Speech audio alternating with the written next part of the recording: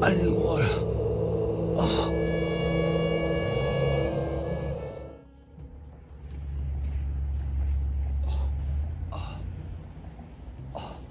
Oh my god. I found it. I found it. Oh.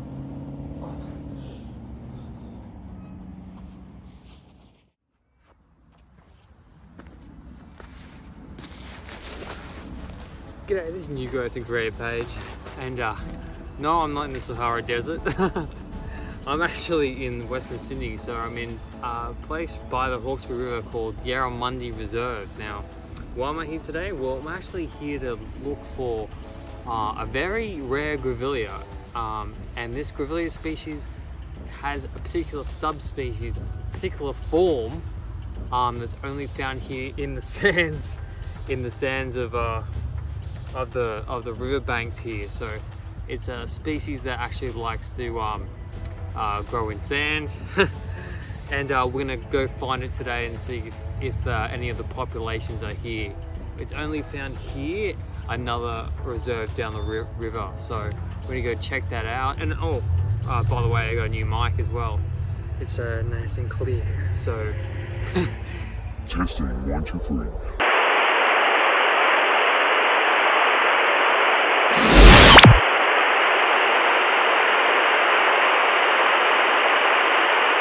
like the audio now. I can walk around and not worry about bringing all the other equipment with me, so I can just do it much more easier. So anyway, give this a like if you've come back, and you also like this channel. Why don't you subscribe to the channel if you're into plants, botany, just going and looking at stuff and different ecosystems. This is the channel for you. So yeah, subscribe and give it a like, and we'll get into the video, and yeah, let's get on into this sand. So yeah, we're just trudging through the sand, and most of the sand is actually brought down by weathering of the sandstone around this area.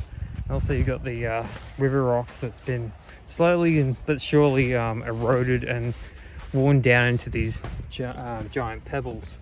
So there's a lot of sand here.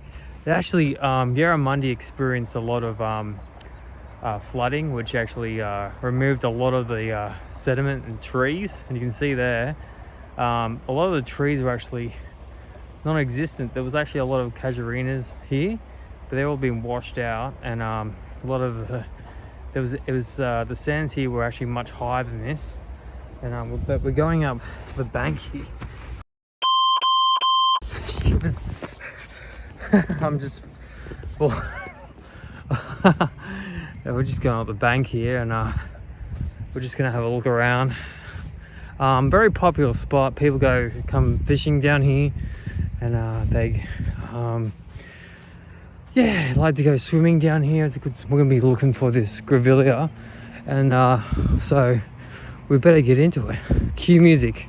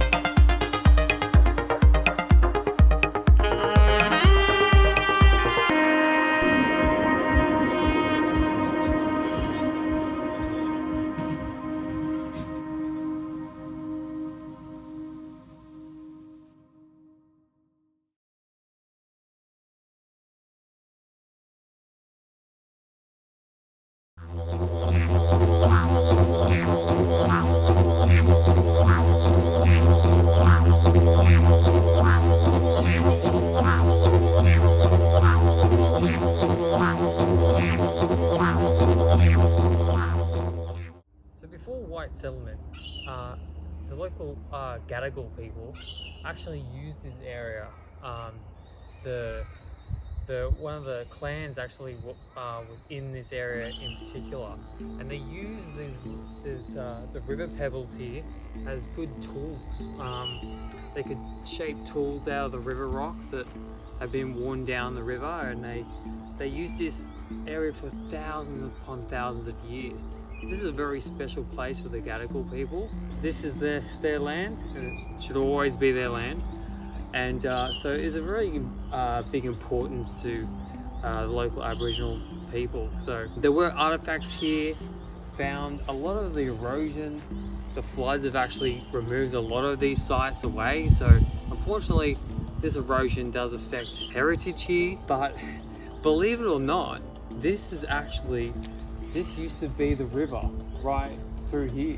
So back in the 1920s, I think it was 1923, I could be wrong, but they actually changed the course of the river by mining here. So construction company bought this area, about 100 hectares I think it was, and they actually started mining sand out of here and gravel, so for constructing various projects around Sydney. So that's why what happened is they displaced the river by removing a lot of sand on this side, and then that allowed this side to actually be blocked off. So the area behind me here is actually where it used to go through, and it used to meet up with the Gross River. Yeah, clearly this is not being utilized anymore.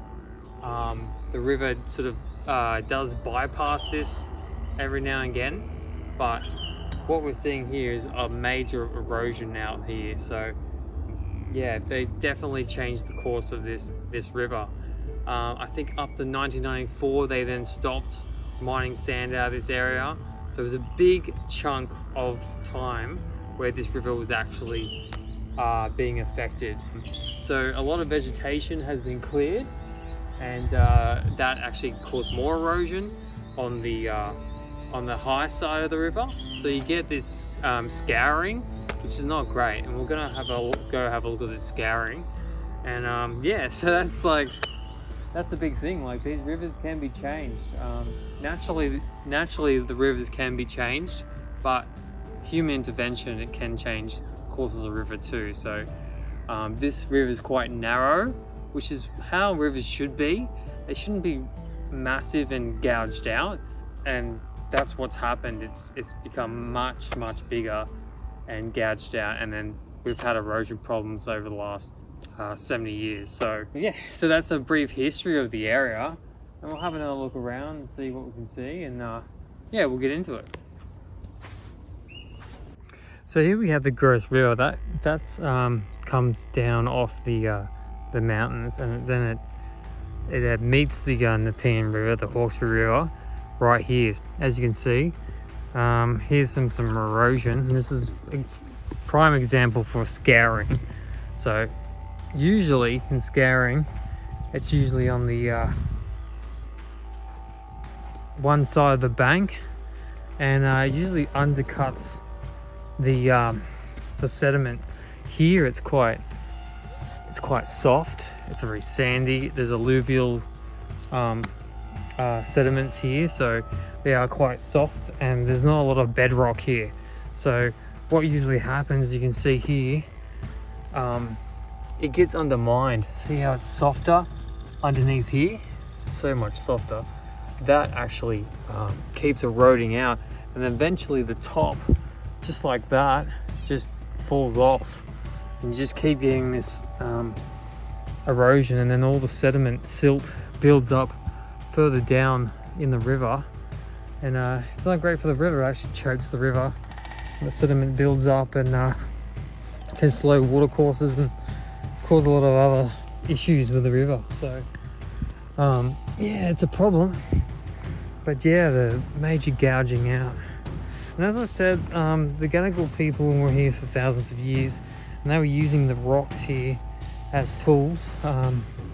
There's a bit of iron, very hard stones here, and some of them are easy to sort of chip away and expose a bit of an edge and use it for tools, axes and what have you.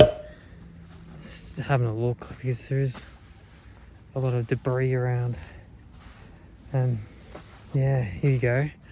So you can see the cracking of the wall here.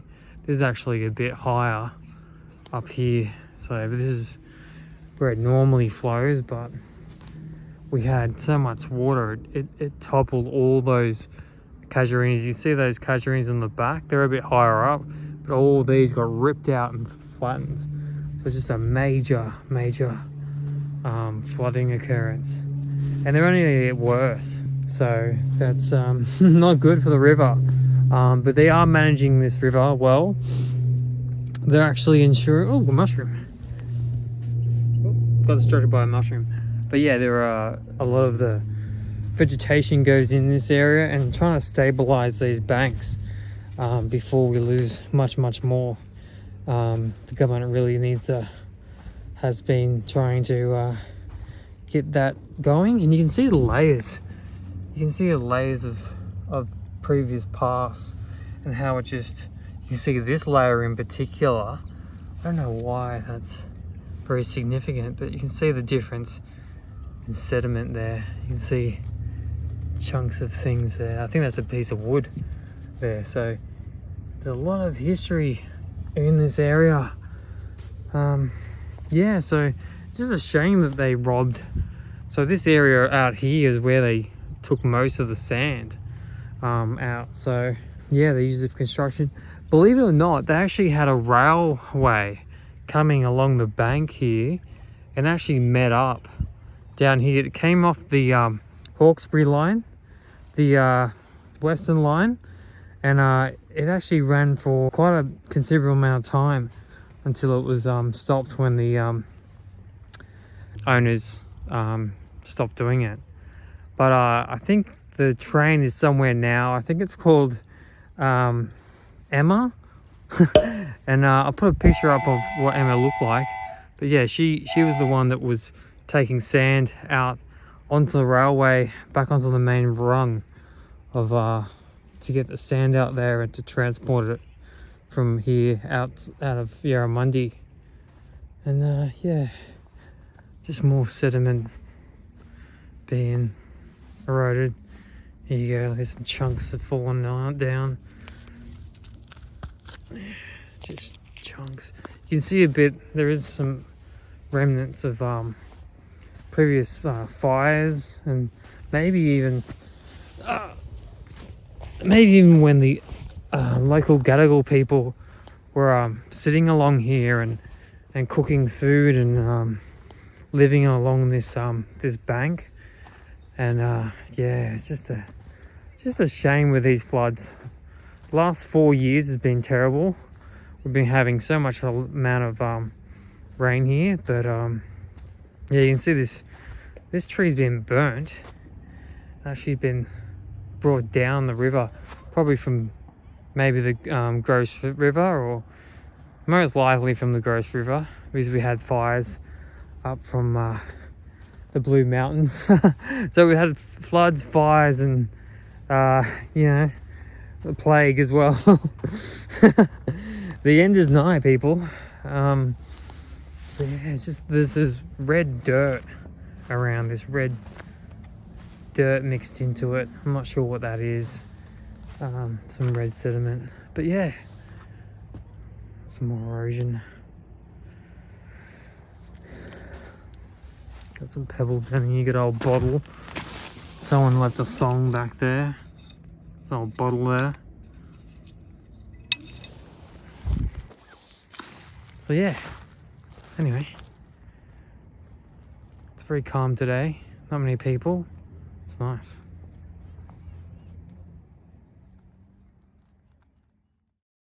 So yeah, currently there's a lot of weeds here at the moment.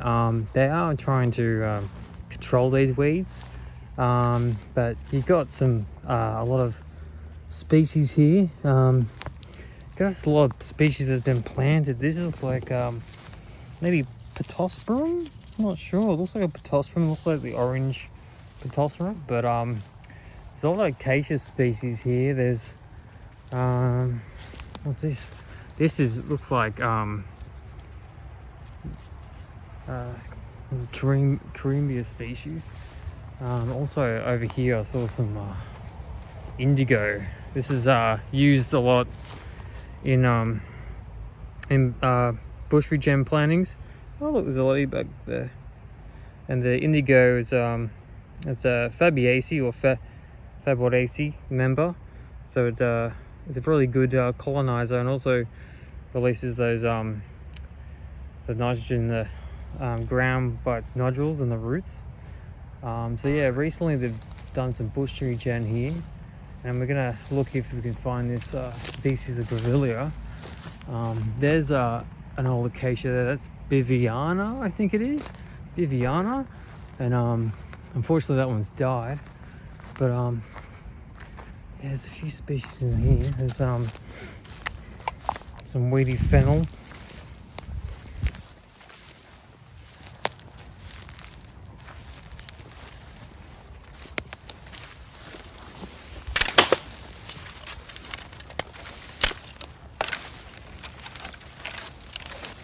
Huh. Hi, puppy.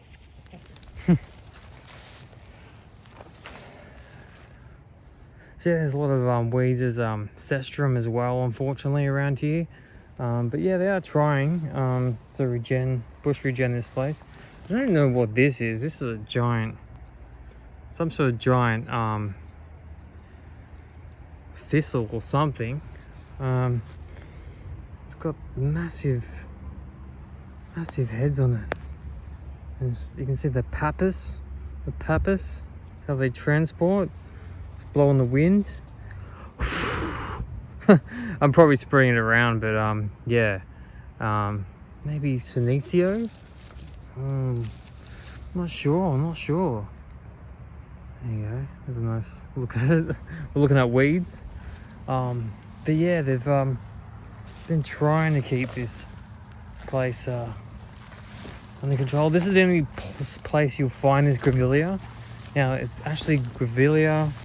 Yeah, so it's actually Grevillea ariana, and ariana is a pretty good, pretty nice shrub. It gets 4 meters tall, 5 meters wide, so a decent shrub. Just trying to look in here. I was told that this form is only found here, and they have planted some here recently. As you can see up there, there's some branches in the trees from the floods. It was higher. It was higher than my head, way higher than my head. So you can see down here, this is a lagoon off this. You can see the acacia Beviana. I'm probably pronouncing it wrong. It is Latin. It's a dead language, but someone told me no, I should be pronouncing it right. But I know here. Oh my god. Oh, here we go. Here's one here. This looks like it's been planted. So it's usually got, yeah, it grows 4 to 5 meters, and I don't know, you can see the leaves are quite spade shape. They're actually kind of hairy. They got that hairy glaucous blue to it, and usually the other subspecies go silver. They do have silver tips there. There we go. There's some silver tips. Not flowering at the moment. This one looks like a young plant, but it'd be nice to actually find an older plant here. Oh, here we go. Here we go, underneath here. Here's the flower. It's one of those. Oh wow. There you go.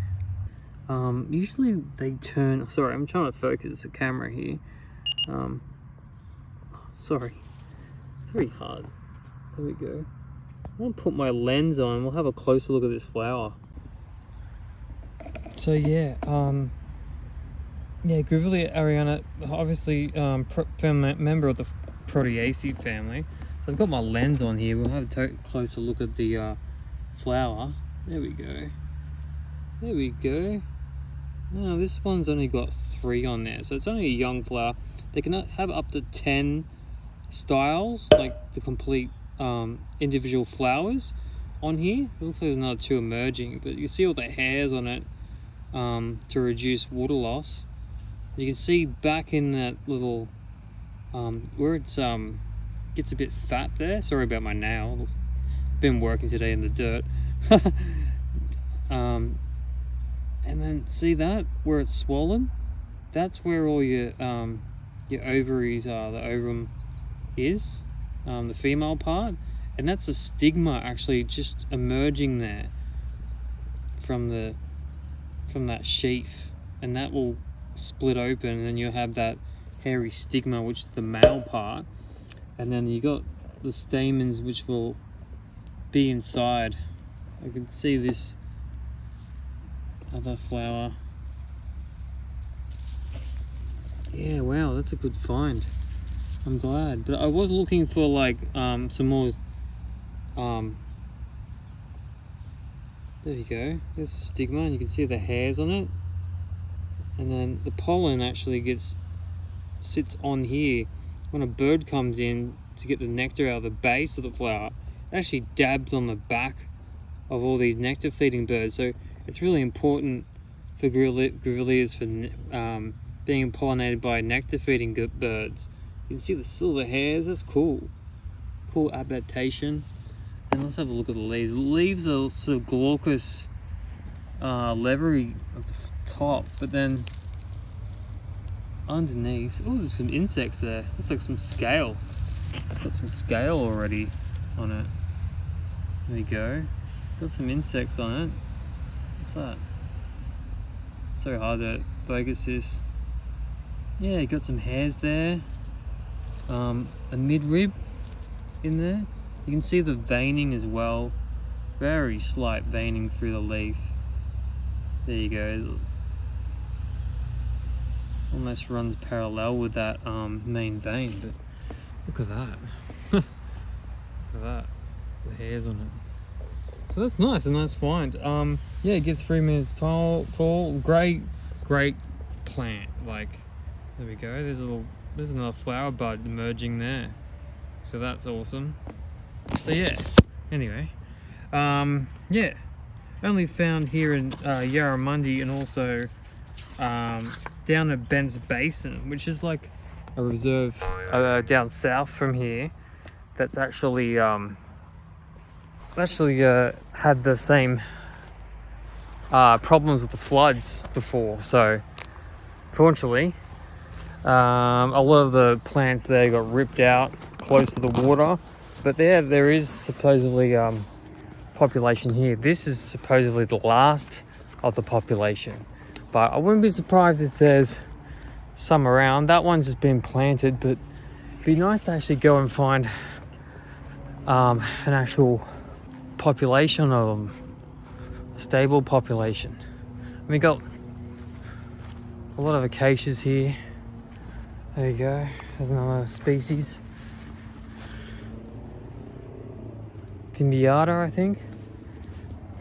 But yeah, we'll go have a look at this other area, see if we can find some more mature plants that haven't been planted by the bush regeners. We're gonna go see what the mature plants look like. All right, let's have a look. So just over here we have Hibiscus heterophyllus, and it was actually quite common along the Hawkesbury, but you don't see it much often. This is only the first time I've seen it along the Hawkesbury, and it's actually Malvaceae family, so it's part of the Hibiscus family. It usually gets a white to sort of pinky 5-petaled flower, and then it's got a dark center in around where the sexual parts are. You can see there's some buds already forming, and they've got the like these corollas or something protecting the bud already, and then the flower will come out of that. Sepals, possibly the sepals or corollas, and you got the leaves, quite lanceolate. And you've got small, it's prickly actually on the actual stems. We'll have a look. There's prickles too. There's some small little prickles, and yeah, it gets pretty high, probably about, I don't know, 4 meters possibly. Not that big, but a good nice shrub. I got it in my garden. Yeah, attracts the beetles. All the native beetles love Malvaceae stuff, and yeah, it's a bit different. So yeah, if you're looking for a nice hibiscus, this is for you. Very dark leaves, and once it flowers, oh yeah, it looks nice.